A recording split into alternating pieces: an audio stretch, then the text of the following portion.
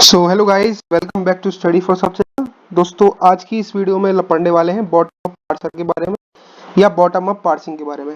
Last video में मैंने पढ़ी थी टॉप डाउन पार्सिंग के बारे में। अगर आपने वो वीडियो नहीं देखी है तो लिंक डिस्क्रिप्शन बॉक्स में है, वहां से जाके देख सकते हैं। चलिए शुरू करते हैं। बॉटम अप पार्सिंग क्या होता है? इसको हम शिफ्ट रेड्यूस पार्सिंग भी बोलते हैं। तो बॉटम अप पार्सिंग क्या है? ये एक पार्सिंग टेक्निक होती है जिसको शिफ्ट रेड्यूस पार्सिंग भी बोला जाता है। इसको हम यूज करते हैं जब हम कोई भी कंस्ट्रक्ट करते हैं parse tree for an input string. So bottom up parsing is used to construct a parse tree for an input string. Bottom up parsing में क्या होता है कि जब हम पार्सिंग स्टार्ट करते हैं वो हम इनपुट से स्टार्ट सिंबल की तरफ बनाते हैं। वहीं टॉप डाउन पार्सिंग में क्या होता था कि जब हम कोई भी पार्सिंग यूज कर रहे थे या पार्सिंग करते थे किसी भी स्ट्रिंग के बारे में, तो उसमें हम रूट नोड से लेकर रीफ नोड की तरफ जाते थे। लेकिन इसमें क्या है, इसमें हम स्टार्ट करते हैं लीफ नोड से और रूट नोड तक पहुंचते हैं। तो बॉटम अप पार्सिंग में पार्सिंग स्टार्ट होती है इनपुट सिंबल से और हम कंस्ट्रक्ट करते हैं पार्स ट्री को जब तक कि हम स्टार्ट सिंबल तक पहुंच ना पाए। ठीक है, इसके अंदर हम राइट मोस्ट डेरिवेशन का यूज करते हैं। जैसे टॉप डाउन पार्सिंग में हम लेफ्ट मोस्ट डेरिवेशन का यूज करते थे, इसके अंदर हम राइट मोस्ट डेरिवेशन का यूज करते हैं।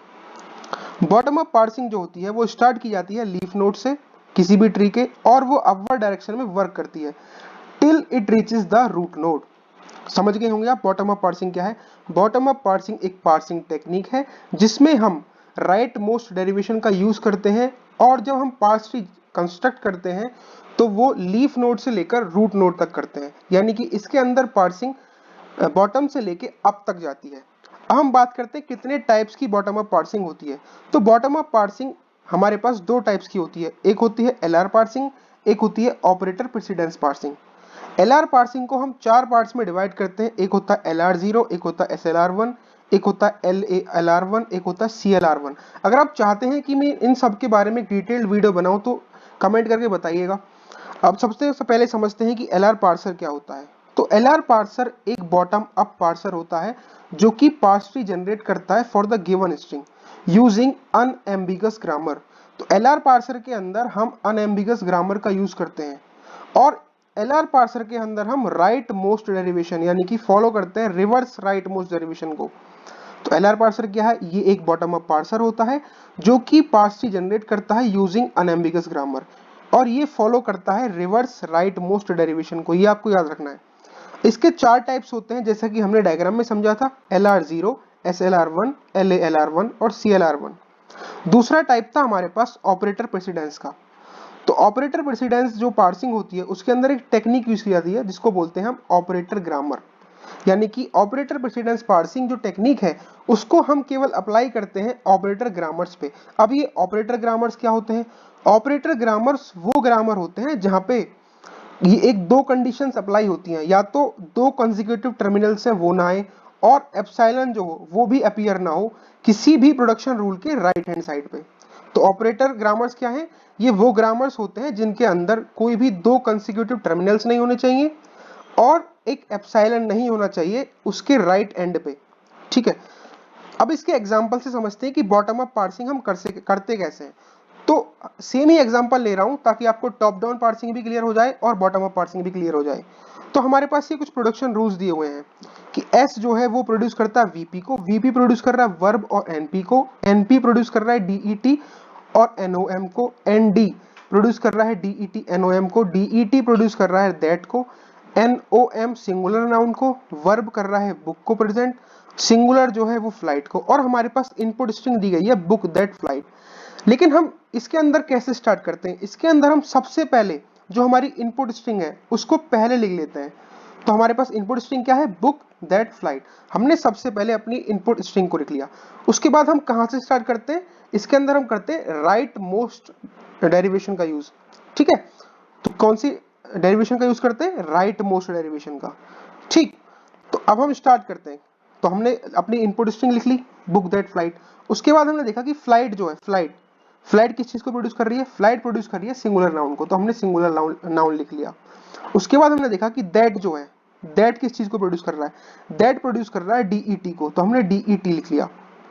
अब हम देखेंगे कि जो बुक है, बुक किस चीज को प्रोड्यूस कर रही है? बुक प्रोड्यूस कर रहा है हमारा वर्ब को, तो हमने वर्ब लिख लिया।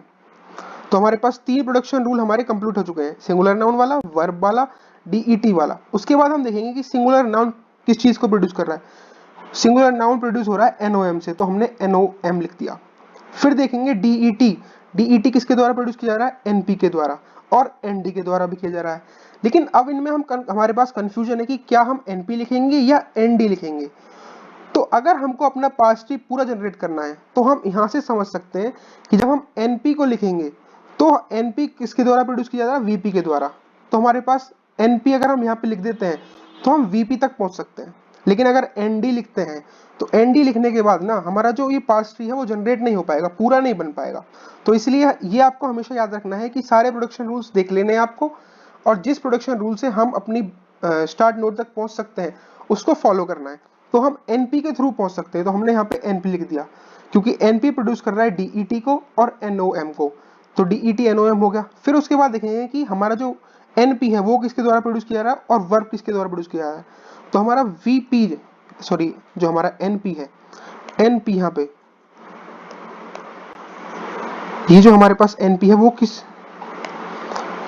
एनपी प्रोड्यूस कर रहा है हमारे पास डीईटी और एनओएम।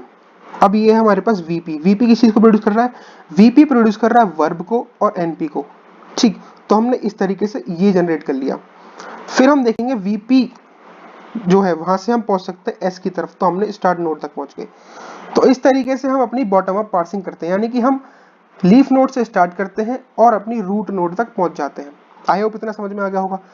फिर भी आपको एक दूसरे एग्जांपल से समझाते हैं। हमारे पास दूसरा एग्जांपल है जिसमें हमारे पास ग्रामर दी हुई है, जहां पे एस प्रोड्यूस करता है small a capital A B E को, ए प्रोड्यूस कर रहा है A B C slash B को, जिसको हम तोड़ के लिख सकते हैं A implies A B C and A implies B, और बी प्रोड्यूस कर रहा है डी को। हमारे पास इनपुट स्ट्रिंग क्या है, A B B C D E और डॉलर। डॉलर क्या होता है, ये राइट एंड मार्किंग होती है जिस किसी भी इनपुट स्ट्रिंग की। तो हमको क्या करना है, सबसे पहले हमको अपनी इनपुट स्ट्रिंग को लिख लेना है। तो हमने लिख लिया अपनी A B B C D E. ठीक, उसके बाद यहां से स्टार्ट करते हैं हम कि बी प्रोड्यूस कर रहा है किस चीज को, बी प्रोड्यूस कर रहा है डी को, यानी कि डी हमारा किसके इंप्लाई रहा है, यहाँ पे बी लिख लिया हमने। उसके बाद हमने देखा कि ये स्मॉल बी है वो कैपिटल ए को प्रोड्यूस कर रहा है, तो स्मॉल बी के बाद हमने कैपिटल ए लगा दिया यहाँ पर। ठीक, फिर हमने देखा कि जो कैपिटल ए है, ये जो कैपिटल है वो ए बी सी को प्रोड्यूस कर रहा है। ठीक है, तो इसमें हमने क्या किया, यानी कि ये वाला जो कैपिटल ए है वो प्रोड्यूस कर रहा है कैपिटल ए को, स्मॉल बी को और सी को, यानी कि बी भी ए को कर रहा है, सी भी ए को कर रहा है, और ये कैपिटल ए भी ए को कर रहा है, तो यहाँ पे हमने ए लिख दिया। उसके बाद हमने एस को देखा, यानी कि हमारे स्टार्ट सिंबल को। स्टार्ट सिंबल किसकी चीज को एम्प्लाइज कर रहा है, कि स्मॉल ए को, कैपिटल ए को, कैपिटल बी को और ई को। इस तरीके से हमने अपना क्या बना लिया, पास ट्री बना लिया। एक बार फिर से समझते हैं। तो सबसे पहले हमको क्या करना है, सबसे पहले हमको अपनी इनपुट स्ट्रिंग को सबसे पहले लिखना है। ठीक, तो हमने अपनी इनपुट स्ट्रिंग को लिख लिया सबसे नीचे A B B C D E. अब हम देखेंगे कि कौन कौन सी चीजें क्या क्या प्रोड्यूस कर रही हैं। तो डी जो है वो प्रोड्यूस कर रहा है कैपिटल बी को, तो कैपिटल बी हमने सबसे पहले बनाया। फिर हमने देखा कि बी जो है वो कैपिटल ए को प्रोड्यूस कर रहा है, बी हमने कैपिटल ए को प्रोड्यूस कर रहा है, तो हमने यहाँ से यहाँ पर चले गए, इसको यहाँ से जोड़ दिया। फिर हम देखेंगे कि भाई ये जो हमारे पास अगला प्रोडक्शन रूल है, A tends to capital A B C, A implies capital A small b C, तो हमने यहाँ पर एक और ए बना लिया जो कि ए को भी ज्वाइन कर रहा है, बी को भी ज्वाइन कर रहा है और सी को भी ज्वाइन कर रहा है। ठीक, उसके बाद हम बनाएंगे अपना रूट नोड। रूट नोड किस किस से मिलके बन रही है, स्मॉल ए से, कैपिटल ए से, कैपिटल बी से और इस ई से। तो इस तरीके से हमने पूरा अपना पार्स जनरेट कर लिया है। So guys, thank you for watching the video. Video पसंद आई है तो वीडियो को लाइक करें, चैनल को सब्सक्राइब करें और कमेंट करके बताएं कि आपको नेक्स्ट वीडियो किस टॉपिक पर चाहिए। थैंक यू गाइस, जय हिंद, जय भारत।